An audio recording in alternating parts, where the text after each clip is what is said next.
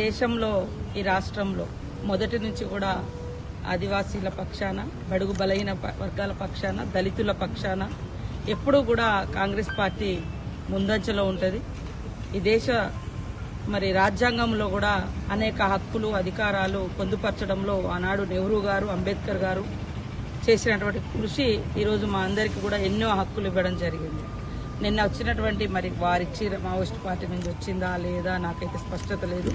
But కొంతమంది అందులో ఉన్న మ్యాటర్ ఒకటి ఉంటే ఇష్టం ఉన్నట్టుగా తమ రాజకీయ కక్షను కూడా చూపించుకుంటా ఉన్నారు వేరే వాళ్ళు. అంటే ఆ లేఖను ముందు పెట్టి వివిధ పత్రికలు, మీడియా వాళ్ళు, దాని వెనుక రాజకీయ పార్టీలు సీతక్క టార్గెట్, సీతక్కకు సిగ్గు లేదా అన్నారు, అది ఇదని అంత గలీజ్గా మాట్లాడుతుంటే మాకు కూడా చాలా ఆవేదన ఉంది.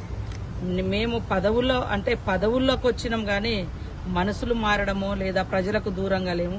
నిన్నటి నుంచి 2 రోజుల నుంచి కూడా నేను ఇదే వారంలో 2-3 రోజులు మన ములుగు కావచ్చు, అటు అంతకుముందు ఆదిలాబాద్లో ఇన్ఛార్జిగా ఉన్నప్పుడు అటు కావచ్చు, ఎక్కడ తిరుగుతూనే ఉన్నాం.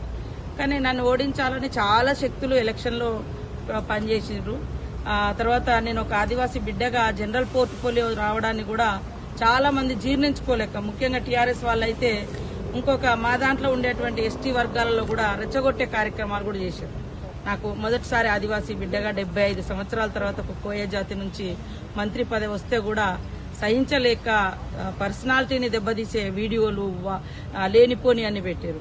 నేను వచ్చినటువంటి లేఖలో కొన్ని మావోయిస్ట్ పార్టీలు వాళ్ళ సంబంధించినటువంటి లేఖ, అది నాకు క్లారిటీ లేదు. బట్ వాళ్ళ లేఖనా కాదా, వాళ్ళ పేరుతో వచ్చింది కాబట్టి మీరు అడుగుతున్నారు కాబట్టి చెప్తున్నా. 48 జీవో తెలిసిన వెంటనే నేను ఆ శాఖకు మంత్రిగా లేకున్నా, ట్రైబల్ శాఖకు ఆదివాసీ బిడ్డగా మేమందరం ట్రైబల్ ఎమ్మెల్యేలు అందరం మీటింగ్ పెట్టుకుని, అప్పటికి నేను ఆదిలాబాద్కి ఇన్ఛార్జిగా కూడా ఉన్నా. హైదరాబాద్లో ప్రతిపక్ష అధికార పక్ష ఎమ్మెల్యేలు, మా ఎంపీ బలరాం నాయక్ గారు కూడా అందరం కూర్చొని ఈ యొక్క జీవోను రద్దు చేయాలి, ఇది అటవీ ప్రాంతాల ప్రజలకు అన్యాయం చేస్తున్నదని మనము ఆ రోజే తీర్మానం కూడా పెట్టడం జరిగింది. అది ఇక్కడ దాకా విస్తరణ అనేది కాదు, అది తాడోబా, మహారాష్ట్ర అటు ఆ ప్రాంతంలో.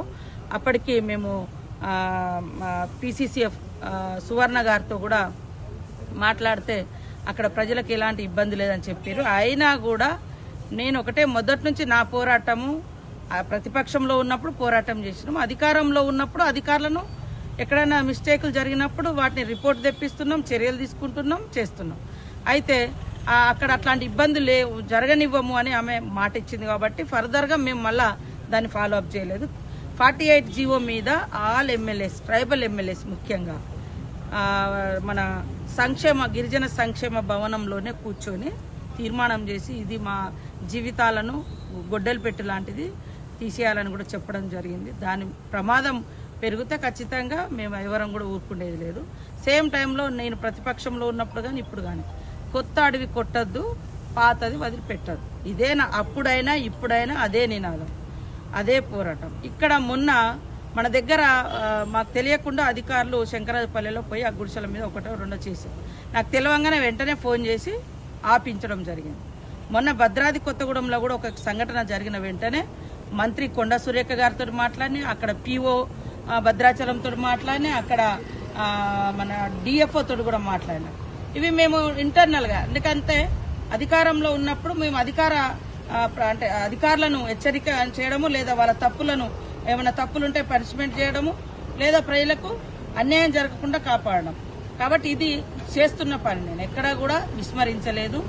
ఈరోజు అందుకనే రొయ్యూరులో ఏదో ప్రయత్నం చేస్తే వాళ్ళ ఇళ్ల స్థలాల కోసం వాళ్ళు అక్కడికి వచ్చారు. కాబట్టి ఇళ్ల స్థలాలది అది ఇస్తామని మేము చెప్పడం జరిగింది. దాన్ని కొంతమంది ఆ లేఖను ఇష్టానుసారంగా ఒక ఆడ మనిషిని కూడా చూడకుండా, ఒక పేపర్ వాళ్ళు అయితే సిగ్గు లేదా అది ఇది అని అన్నారని, వార్నింగ్ ఇచ్చిరని. సరే, తప్పులు చేస్తే ఏదైనా ఉంటే సరి చేసుకోవడానికి సిద్ధంగా ఉన్నాం. ప్రజలు వార్నింగ్ ఇచ్చినా, ప్రజాప్రతినిధులు వార్నింగ్ ఇచ్చినా స్వీకరిస్తాం. ప్రజల కోసం మా పనితనాన్ని మెరుగుపరుచుకుంటాం. ఇంకా ప్రజల అభివృద్ధి కోసం, సంక్షేమం కోసం ముందుకు పోతాం తప్ప వెనుకడుగేసేది ఉండదు. ప్రజల కోసం ఎప్పుడూ కూడా నిలబడతాం, ఆదివాసుల కోసం నిలబడతాం, అట్టడుగు వర్గాల కోసం నిలబడతాం, కష్టాల్లో ఉన్నటువంటి వాళ్ళ కోసం సాధ్యమైంది. నేను మనిషినే. గతంలో నేను ఆదిలాబాద్ ఇన్ఛార్జిగా ఉన్నా కాబట్టి అక్కడ కూడా అనేక సార్లు ఫారెస్ట్ సమస్యలు వచ్చినప్పుడు చేసినాం. గతంలో BRS గవర్నమెంట్ లో 3 నెలల పిల్లను బయట పెట్టి తల్లులను జైలేసినటువంటి సంఘటన, చెట్లకు కట్టేసి కొట్టిర్రు. ఒకటి మొన్న ఇక్కడ బూర్గంపాడులో జరగగానే అదేంటిది వాస్తవ రిపోర్ట్ తెమ్మని చెప్పినాం. సురేఖ గారితో మాట్లాడినాం. సురేఖ మేడం కూడా రిపోర్ట్ తెప్పిస్తుంది. దాని మీద ఖచ్చితంగా యాక్షన్ తీసుకోమని అంటాం. కాబట్టి ఎవరిని ఏ మూలాలను మేము మా ప్రజలకు సంబంధించినటువంటి సేవ చేసే మూలాలను ఎప్పుడు మర్చిపోం. బతుకున్నంత కాలం ప్రజల కోసం పనిచేస్తాం, ప్రజల హక్కుల కోసం పనిచేస్తాం, ప్రజల ఇప్పుడు అధికారంలో కాబట్టి అభివృద్ధి కోసం పనిచేస్తాం తప్పకుండా. కాబట్టి కొంతమంది చాలా సంతోషపడుతూ ఒక ఆదివాసీ బిడ్డను టార్గెట్ చేసిరని కొంతమంది రాజకీయ నాయకులు చాలా ఉత్సాహపడుతున్నారు. ఇక్కడ లేనిది ఉన్నట్టుగా. అయ్యా నాయన నిన్నటిదాకా మీరే అధికారంలో ఉన్నారు, మరి ఆడ ఎందుకు ఇవ్వలే, శంకరాజపల్లెలు ఎందుకు ఇవ్వలే, ఇక్కడ జల కట్టెలతో చెట్ల కట్టేసి ఎందుకు కొట్టిరు, ఇదే భద్రాద్రి కొత్తగూడెంలో అనేక మందిని ఇబ్బంది పెడితే అక్కడ ఫారెస్ట్ ఆఫీసర్ మీద కూడా దాడి చేసిరు, ఆదిలాబాద్ లో జైల్లో పెట్టిరు, చెట్లకు కట్టేసి కింద కొట్టిరు. ఇవాళ ఏదో ఒలుకోబోస్తున్నారు టీఆర్ఎస్ నాయకులు. కొన్ని మాట్లాడండి. ఆ రోజు కాంగ్రెస్ ప్రభుత్వమే అటవీ హక్కుల చట్టం తెచ్చింది.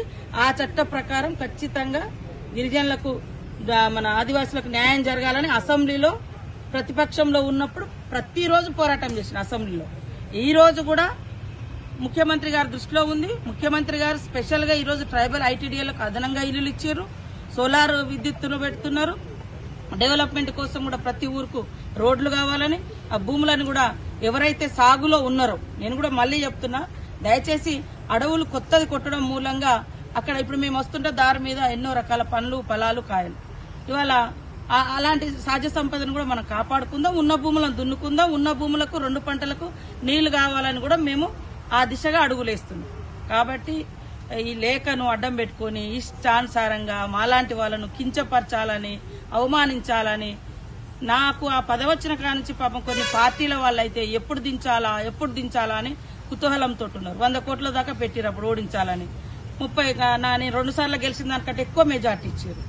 అయినా కూడా మంత్రి ఎక్కడో కూర్చోలే, ఇదే అడవిలో ఇదే ఊర్లలో ఆదిలాబాద్ పోయినా అదే ప్రేమతోటి పోయినా, వరంగల్ ఉన్నా అదే ప్రేమతోటి పోయినా, భద్రాచలం పోయినా, ఎటు పోయినా అదే ప్రేమతోటి పోతాం, పని చేస్తాం, ప్రజల పక్షాన్నే ఉంటాం తప్ప ఇంకోటి కాదు. పదవులు వచ్చినాయి, ఈ పదవులు ప్రజలకు సేవ చేయడం కోసం, మరింత అభివృద్ధి కార్యక్రమాలు చేయడం కోసం ఉపయోగించుకుంటాం తప్ప ఇంకొకటి కాదు. For latest updates on India Pakistan, download our TV Live app.